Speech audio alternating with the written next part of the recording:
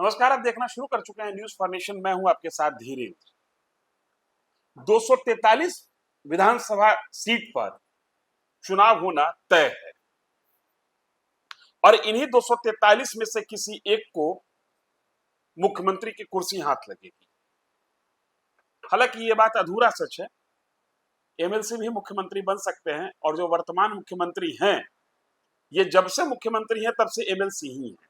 खैर, बात हम 243 विधानसभा क्षेत्र की कर रहे हैं। इस 243 विधानसभा क्षेत्र में आज की तारीख में बिहार में सबसे अधिक चर्चा किसी विधानसभा क्षेत्र की है तो वो है मोकामा।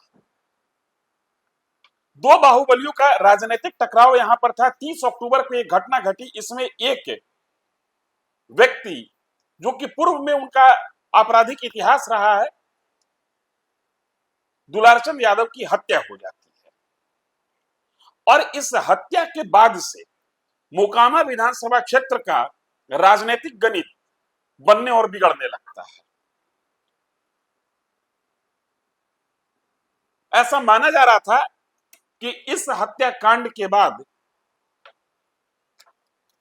अनंत सिंह, जो कि इस हत्याकांड के लिए अभियुक्त माने गए हैं, जिनकी गिरफ्तारी हो चुकी है, पूर्व विधायक हैं और जिनकी पत्नी वर्तमान में विधायक हैं, अभी वो बैकफुट पर चले जाएंगे। पॉलिटिकली उनकी स्थिति कमजोर होगी। जाहिर सी बात है, जब सेनापति ही जेल में चला जाए और सेनापति ही पुलिस के डर से भागने लगे तो सैनिकों का पैर उखाड़ना मैदान में से स्वाभाविक बात है। लेकिन इस घटनाक्रम के 24 घंटा बीतते बीतते स्थिति पलट गई। दुलारचंद यादव की शव यात्रा ने एक तरीके से अनंत सिंह के लिए माहौल पलट कर रख दिया। इस शव यात्रा के दरमियान जिन जिन गांवों से यह शव यात्रा गुजरी, वहां पर जिस तरीके से शव यात्रा में शामिल लोगों ने खुलेआम भूमिहार जाति को गाली दी, वो गाली अनंत सिंह के लिए एक तरीके से वरदान साबित हो गया। ऐसा हम अपनी ओर से नहीं कह रहे हैं। हमारे सहयोगी जो मोकामा विधानसभा क्षेत्र में मौजूद हैं, जो मोकामा विधानसभा क्षेत्र के ग्रामीण इलाकों में घूम कर आ रहे हैं, उनका जो अनुभव है लोगों से बातचीत करने के बाद, उस आधार पर यह कहा जा रहा है कि जो सीधी चुनौती थी अनंत सिंह को बाहुबली पूर्व विधायक, पूर्व सांसद सूरजभान सिंह की पत्नी वीणा देवी से, वो चुनौती अब कमतर होती जा रही है। गौरतलब है कि वीणा देवी भी मोकामा विधानसभा क्षेत्र की ही निवासी हैं, जबकि अनंत सिंह मोकामा विधानसभा क्षेत्र के निवासी नहीं है, ये निवासी बाढ़ विधानसभा क्षेत्र के हैं।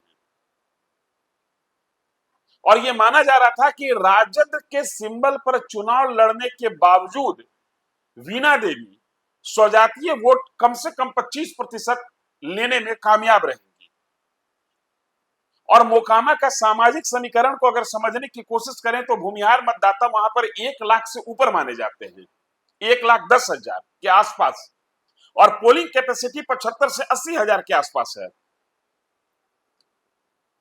दूसरे नंबर पर धानुक जाति आती है, जिससे जन सुराज के उम्मीदवार हैं पीयूष प्रियदर्शी या प्रियदर्शी पीयूष, ऐसा ही उनका नाम है, और आजकल वो भी खूब चर्चा में है, इसलिए कि जिस दुलारचंद यादव की हत्या हुई वो दुलारचंद यादव नेता तो राष्ट्रीय जनता दल के थे, लेकिन काम कर रहे थे जन सुराज के लिए। और उनके घटनाक्रम में जो दुलारचंद यादव की मृत्यु हुई है, उस मृत्यु में जो 3 महत्वपूर्ण कैरेक्टर हैं, दुलारचंद यादव, अनंत सिंह, और अनंत सिंह के बाद अगर जो कोई सबसे महत्वपूर्ण कैरेक्टर है तो वो जन सुराज के उम्मीदवार प्रियदर्शी पीयूष ही, वो धानुक जाति से आते हैं। और इस जाति की आबादी तकरीबन 40 से 45,000 के आसपास मानी जाती है। पोलिंग कैपेसिटी इसकी 25 से 28,000 के बीच की मानी जाती है। तीसरी बड़ी आबादी वहां पर यादव जाति की है, इस जाति का टोटल वोट आरजेडी की ओर जाएगा ऐसा माना जा रहा था, लेकिन दुलारचंद यादव की हत्या के बाद यह कयास लगाया जा रहा है कि संभव है कि यादव मतदाता अब जन सुराज के फेवर में खड़ा हो जाए। हालांकि ये अतिशयोक्तिपूर्ण बातें लगती है, क्योंकि यादव मतदाता राष्ट्रीय जनता दल के साथ उनका कमिटमेंट होता है और जितना भी वोट उनका पोल होता है उसमें 85 से 95% वोट वो राष्ट्रीय जनता दल को ही करते हैं। 85% इसलिए मैंने कहा कि क्षेत्र विशेष में कहीं कहीं स्थानीय समीकरण और उम्मीदवार के हिसाब से उनका पोलिंग दूसरे पार्टी को भी होता होगा, लेकिन वो ठोस मतदाता माने जाते हैं राष्ट्रीय जनता दल के। बाकी जो जातियां, कुशवाहा की वहां बहुत बड़ी आबादी है नहीं, कुर्मी में धानुकों की सबसे बड़ी आबादी है, जिसके उम्मीदवार, जिस जाति से उम्मीदवार हैं जनसुराज के उम्मीदवार। अब जो वहां पर सिचुएशन बनता हुआ दिख रहा है, उस सिचुएशन में ताल की शांति से लेकर भूमिहार सेंटिमेंट को कैश करने की कोशिश हो रही है, और जिस तरीके से दुलारचंद यादव की शव यात्रा में जाति विशेष को गाली दी गई सरेआम, और उस दरमियान राष्ट्रीय जनता दल की उम्मीदवार उस जगह पर मौजूद थी, ये अब चर्चा का विषय बना हुआ है कि राष्ट्रीय जनता दल के उम्मीदवार खड़ा होकर गाली दिलवा रहे थे।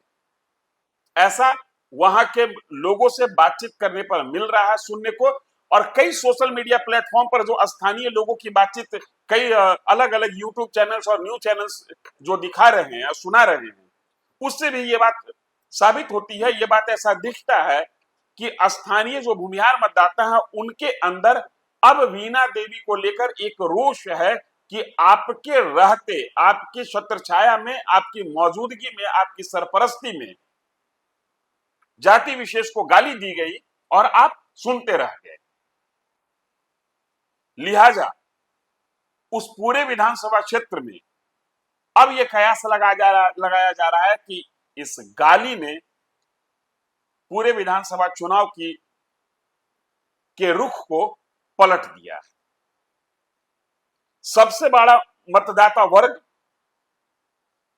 अब उस व्यक्ति के पीछे लामबंद होता हुआ दिख रहा है जो व्यक्ति जेल में है। याद कीजिए, अनंत सिंह जब जेल जा रहे थे तो उनकी तरफ से एक ट्वीट किया गया था उनके ट्विटर हैंडल से, और उस ट्वीट में कहा गया था कि अब मोकामा का हर व्यक्ति मेरे लिए चुनाव लड़ेगा।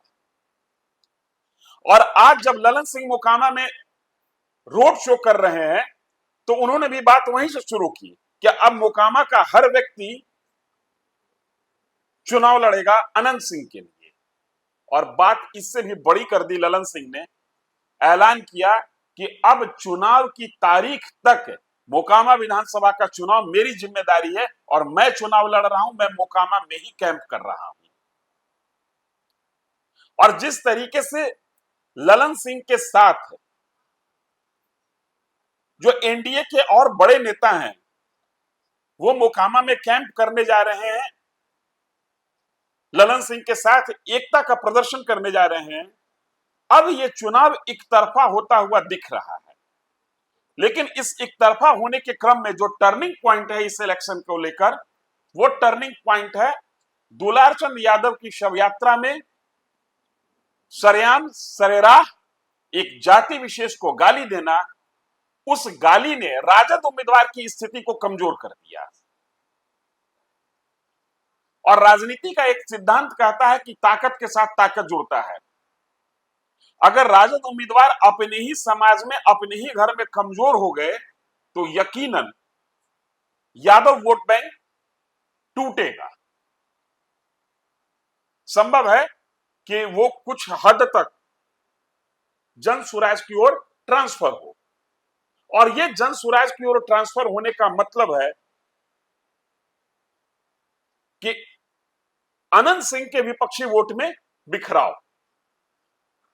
अब जो वहां पर जो दारमोदार आकर टिकता है कि किनके कांधे पर यह चुनाव, किस मतदाता वर्ग की स्थिति पर यह चुनाव टिका हुआ रहेगा, वो मतदाता वर्ग है मोकामा विधानसभा क्षेत्र और खासकर मोकामा जो टाउनशिप है उसके अंदर जो वैश्य वर्ग के लोग हैं उनको लिखकर। यहां पर दो चीजें महत्वपूर्ण हैं, मोकामा टाल और मोकामा टाउन। इन दोनों इलाकों में जिस व्यक्ति के नाम शांति और लॉ एंड ऑर्डर का चेहरा बंधेगा या बंधा हुआ है, लिहाजा ये साइलेंट वोटर वोट उसी के पक्ष में करेगा।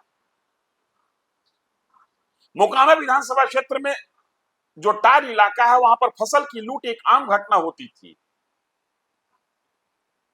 लेकिन नीतीश सरकार के बनने के बाद लॉ एंड ऑर्डर में जो सुधार आया, इसका परिणाम मोकामा के टाल क्षेत्र में भी देखने को मिला और इसका परिणाम मोकामा के टाउन क्षेत्र में भी देखने को मिला।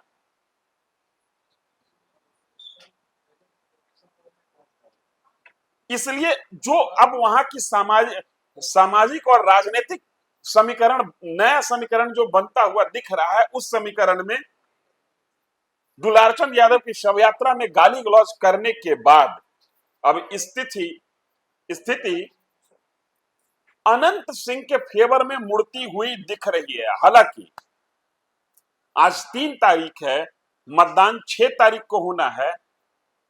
कुल मिलाकर कम से कम 60-65 घंटा उम्मीदवारों के पास अभी और है अपने अपने मतदाताओं को जगाने का, झकझोरने का और अपने एजेंडे के साथ उनको जोड़ने का। समीकरण कई बार घंटों में बन जाते हैं और घंटों में बिगड़ जाते हैं। जिस समीकरण की मैं चर्चा कर रहा हूं, यह समीकरण भी 12 से 16 घंटा में यह समीकरण बन गया। अगर ये गाली गलौज न हुआ होता तो राजद उम्मीदवार की स्थिति मजबूत मानी जा रही थी, लेकिन अब तस्वीर लोग कहते हैं कि बदल गई है। वास्तविक तस्वीर होगी क्या, ये 14 तारीख को मतगणना के दिन पता चलेगा। लेकिन बात पते की यही कि गाली गलौज ने एक छोटी सी घटना में मोकामा विधानसभा क्षेत्र की पूरी तस्वीर को बदल कर रख दिया है। धन्यवाद। सूरज की पहली किरण के साथ जाग उठा बिहार, हर मत बने नई उम्मीद, हर कदम जिम्मेदारी। न्यूज फॉर नेशन की अपील, 6 और 11 नवंबर को घर से निकलें, वोट करें और अपने भाग्य विधाता खुद बने।